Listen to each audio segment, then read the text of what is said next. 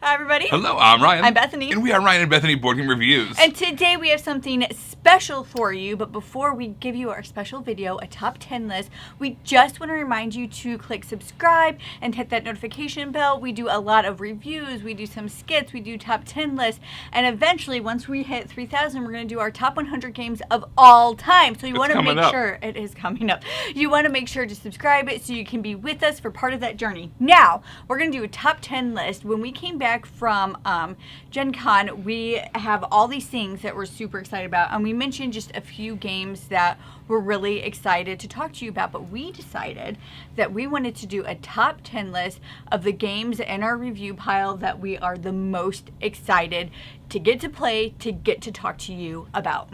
Yeah, I mean, we've talked about this before, and a lot of other content creators have too. There's just so many games that come out every year. It's insane. Yeah. You can't play them all. You can't cover them all. Nope. It's just insane.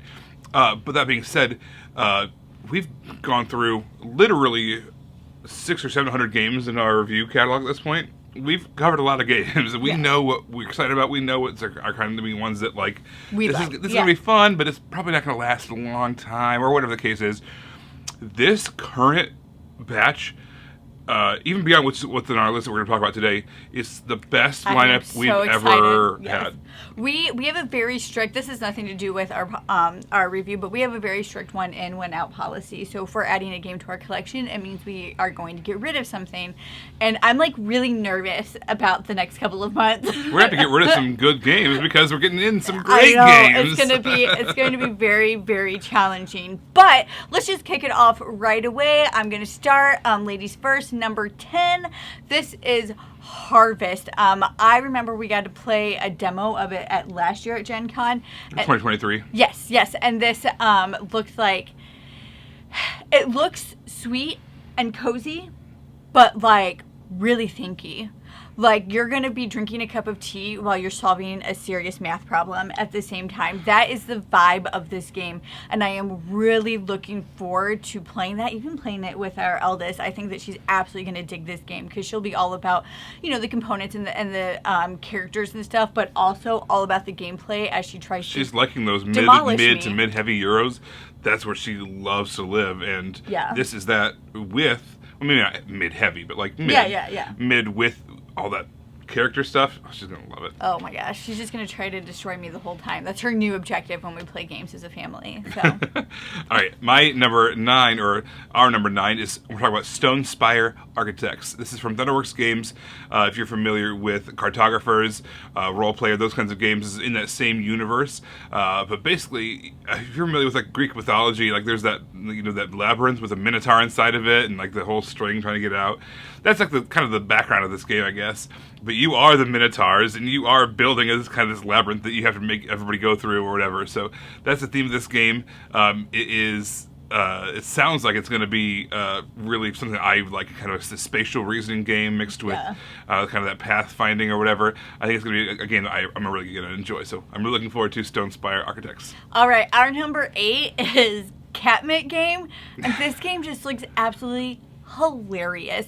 It looks so funny, and I like that the company doesn't use any plastic in any of their components or in any of their games, so I'm really excited to get that to play. I had played a different one of their games back in May, and that pirate ship one? Yes, oh gosh, it was so much fun. Such a blast with that, so I'm really excited to engage with this one. I want to play it with my family because my extended family, because I really think I can get my sister to pee her pants. That's like that's what I want to happen, and I think it can happen with this game. Yeah, I mean, there's certain kinds of like levels of games, right? There's the heavy, very thinky ones, and there's like kind of like the silly, frivolous ones, and then there's like the super mega, silly ones that you're just like, you're like, this is a hard pass, and you're like, no way, actually, I know I'm gonna laugh a lot. Like it's bringing it back full circle around. All right, so number 7 game we're talking about is Things in Rings. I got a demo of this at the Gamma Expo in March-ish, and oh my gosh, it's this kind of Venn diagram style game, but you are having to figure out what's in the Venn diagram. One player knows, and they're putting clue cards out there, and you are trying to figure out what's what does this category actually mean? Is it vehicles over here? And in this category, it's words that end in ing or whatever. It's just like how do you combine all these different things? Is it just over here? Is it just over here? Is it combined in the middle? It's a very, very crazy Venn diagram style game where you're trying to figure out what the Venn diagram categories are. You don't even know up front. So very challenging in a very fun and exciting way. All right, our number 6 is Horrified World Monsters. This is the 4th implementation of this game, and I really liked the first 2, and I'm really excited because the 3rd and the 4th one are supposed to be able to play with each other's monsters. So you can put the Greek monsters on the World Monsters board, yes. The World Monsters on the Greek monsters board. Yes, so I'm just really interested to see that. I like cooperative games. We like playing cooperative games with our family. It works out really well, and our girls are just at great ages right now to where we can play like all of those games with them, and they like Horrified, and so I'm really excited to be able to play this specifically with them. I think it's going to go over great. All right, so the next thing I want to talk about, this is our number 5 pick, is the Pack-O games from Perplexed Games. So if you are not familiar with them, there's little tiny miniature, pack of gum size games. Yeah. They've done 2 whole series already.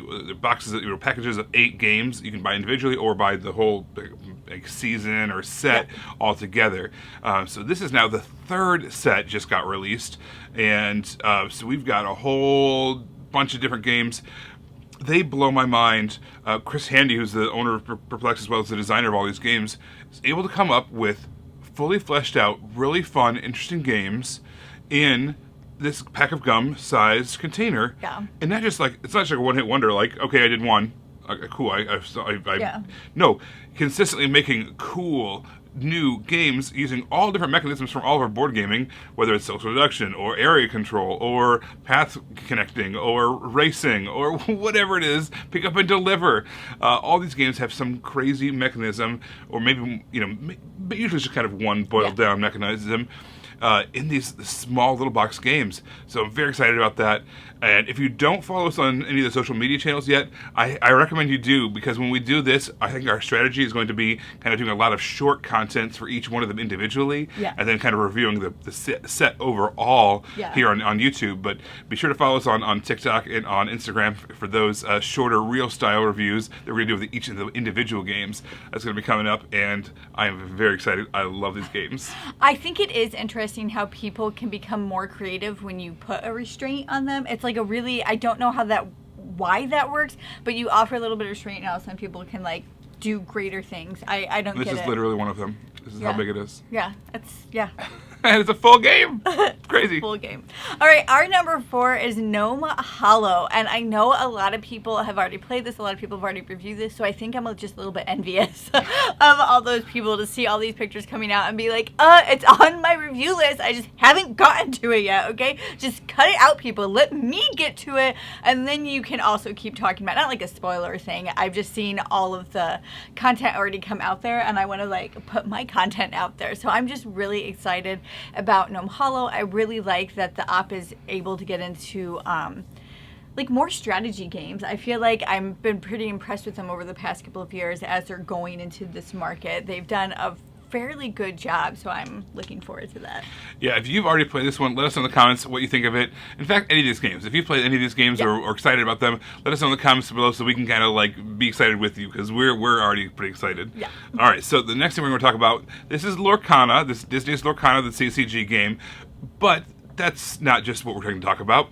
They come out in waves and seasons kind of all the time, right? Yeah. So there's going to be a new one coming out probably before Christmas. There's going to be another one every 3 months. They're going to have a new little set or whatever. But there's one thing I am really excited about to discover and play through. This is Disney's Lorcana, A Lumineer's Quest, Deep Trouble. So it's kind of a mouthful, but this is not just packs of cards that you open. It's not just pre-made decks that you play. This is actually a cooperative version of Lorcana that you play using Lorcana cards. Yeah.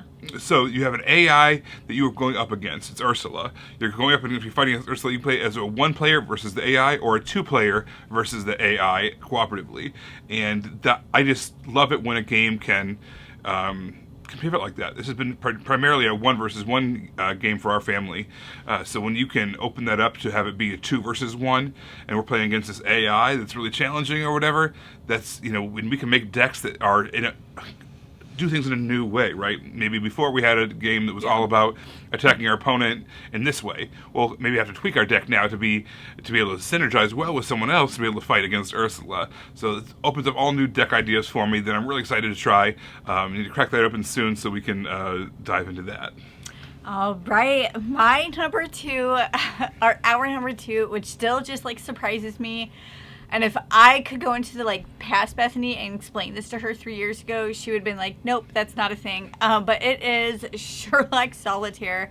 I have just recently, in the past 6 months, started playing games solo, and I am enjoying it a lot. I didn't think I would, because for me, if I'm playing a game solo, you have to beat out a book and housework. You have to be, anything's better than housework, but you know how it is. Sometimes you can't focus. You can't focus on until that's done. So you have to beat out those things in order for me to be able to enjoy you, and I have been able to do that with a few games recently.